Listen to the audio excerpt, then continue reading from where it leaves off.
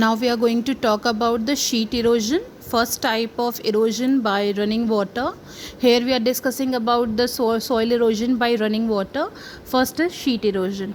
Okay, during heavy rainfall, an area where there is no vegetation cover, rainwater instead of sinking stimulates the erosive power and washes the topsoil down the slope.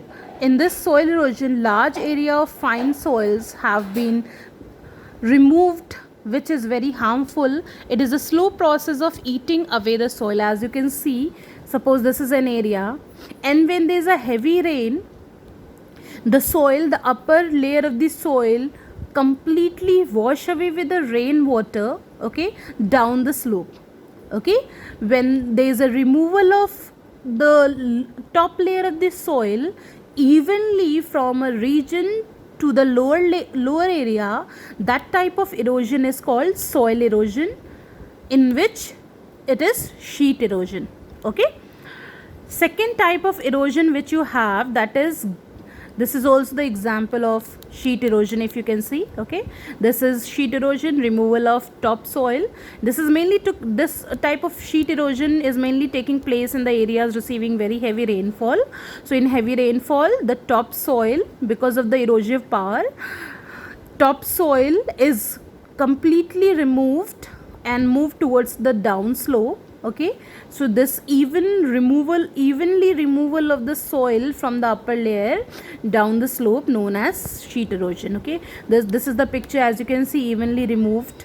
Okay, you can see in the next picture also, this is an area and there is a removal of the soil from the upper layer down the slope, okay, evenly. So that is sheet erosion. Next type of erosion which you have, that is gully erosion. You can see a kind of gully, wide space is wide deep space is formed in between the land. Okay, so let's understand what is gully erosion. This is also gully erosion, you can see. Okay, so let's understand. Gully erosion takes place on the steep slopes of the mountains where there is a heavy downpour of rain.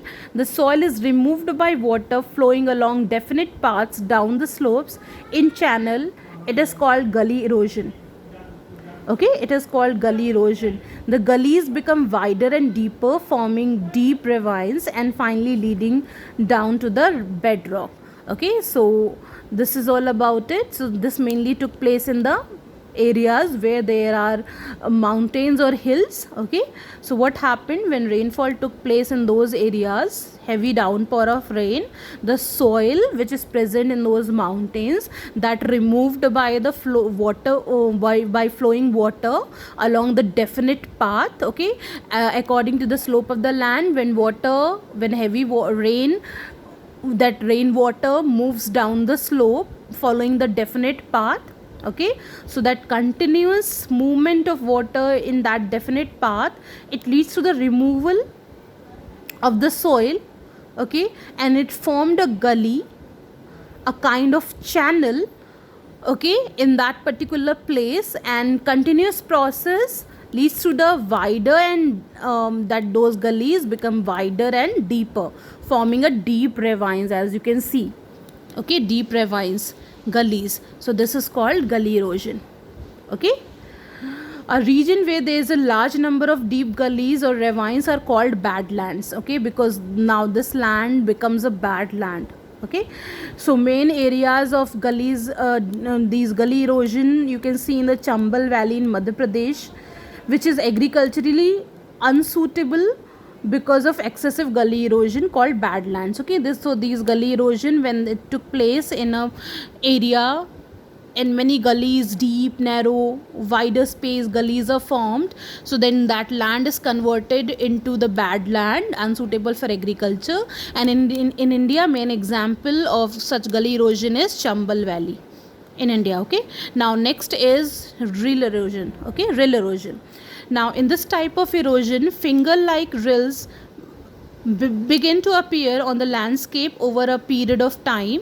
The fine rill increases in number and become deeper and wider.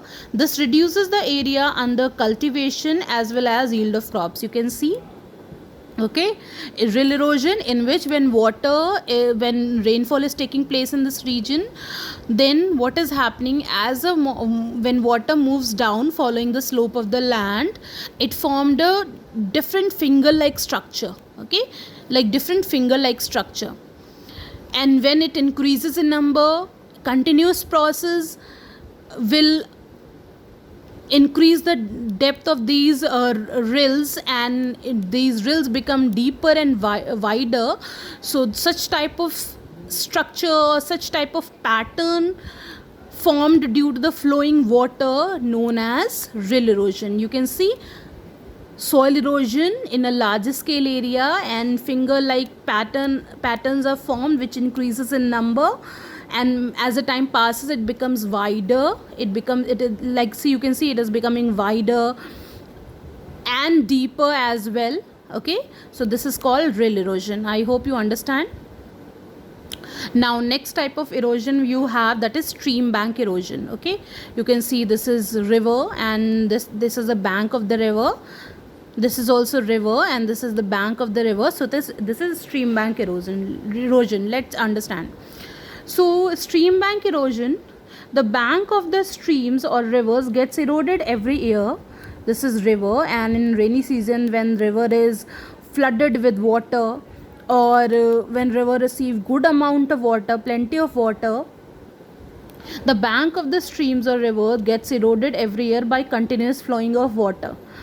During flood, the erosion takes a serious form, and gradually bed of the rivers widens. You can see when although river erosion is taking place continuously on the banks of the river, it is eroding the bank area. Okay, converting or it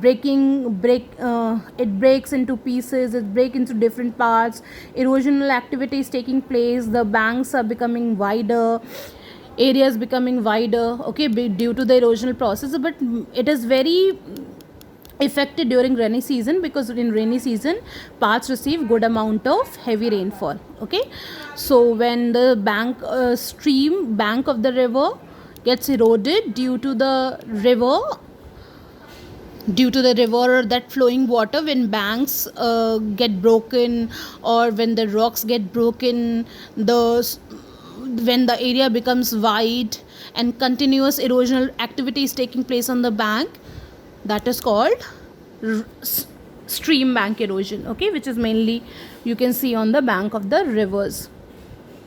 Now next we are going to talk about shore erosion. Okay, shore erosion, as the name is telling us, it mainly take place in the areas where on the bank of the bank, you can't say shore erosion. Okay, so basically the coastal rocks in this picture, I think it is more clear.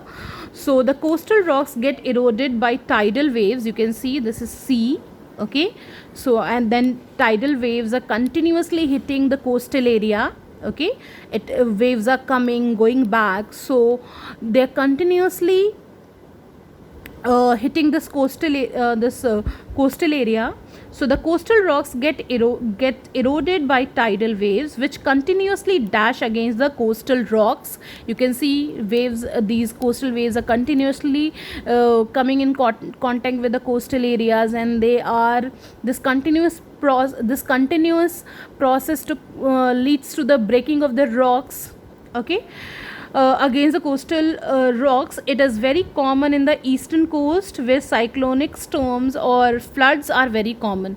So basically, when these coastal waves hits the coastal area, coastal waves, no, when the sea waves hit the coastal areas, those in coastal areas you can see rocks broke into pieces, and it widened the area also. Okay, widened the coastal area also.